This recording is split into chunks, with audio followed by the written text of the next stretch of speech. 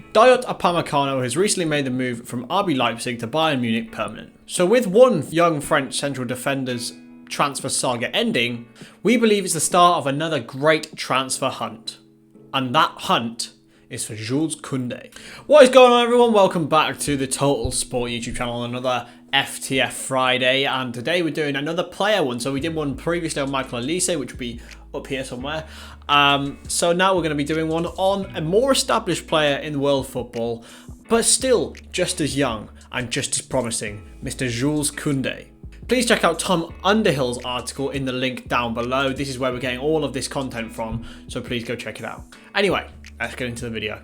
Born in Paris in November 1998, Jules Koundé played at youth level for Bordeaux.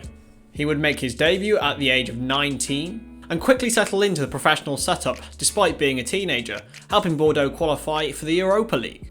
The following campaign would be a little less positive for the youngster. They finished 8 places lower in Liga. However, in this 2017-18 season, the defence marginally improved. Koundé would feature in 51 matches for Bordeaux, level with Benoit Costil as the squad's most used player. His 129 passes into the final third was a squad high, and only one other completed more passes in total. He denied 55.3% of all dribblers in Ligue 1, ranking him 9th in the league at just 20. He was 10th highest for interceptions and 7th in terms of successful tackles. Such a campaign for such a young player in quite a poor team would warrant a big move, and that move was to Sevilla.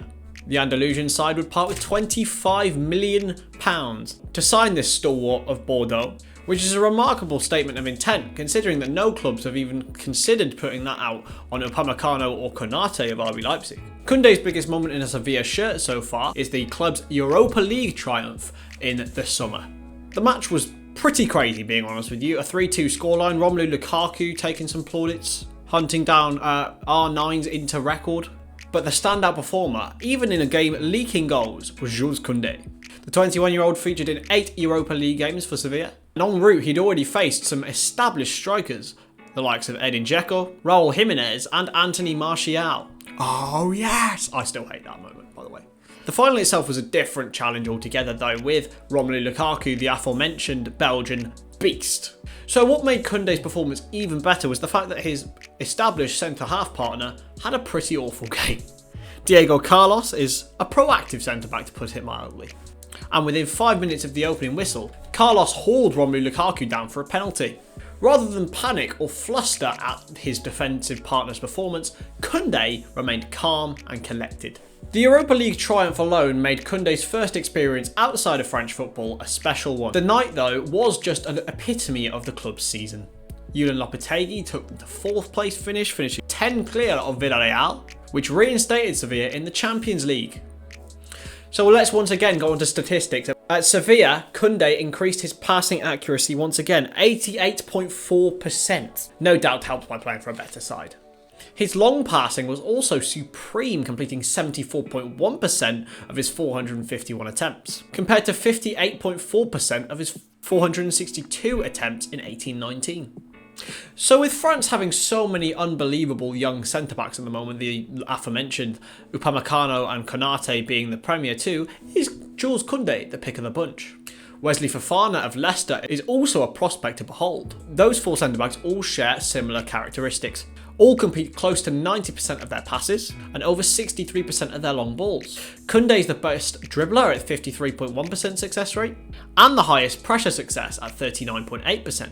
Another remarkable comparison is the percentage of minutes played in a team season. Jules Koundé is almost double all of the others at 72.4%. One take-back of Jules Koundé is his aerial success being at 64%, which is lower than all of his rivals there. It will be extremely rare for France to have so many choices at centre-back, but I'm sure it's a good problem to have.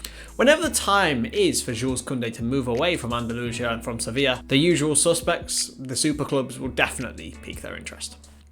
With all of those infuriated at missing out on the free transfer in the end, so how have they managed that, of Dayot Upamecano, the big clubs will be infuriated and seriously interested. So with Upamecano going on a free, I'm sure Jules Koundé will be absolutely overpriced, which is good for Sevilla. Even in today's conditions, fees of 80 to 90 million pounds are being talked about for the Frenchman. It could even be more than that. Thank you so much for watching today's episode of FTF Friday and Mr. Jules Koundé. If you enjoy it, please check out the article below from Tom, and yeah, check out all first time finishers, amazing articles. That's how we make our videos, guys. Just reading them and picking out our favorite ones. There's so many in the pipeline, so please, yeah, enjoy it. And make sure to subscribe to the channel as well, and I will see you lot in a bit.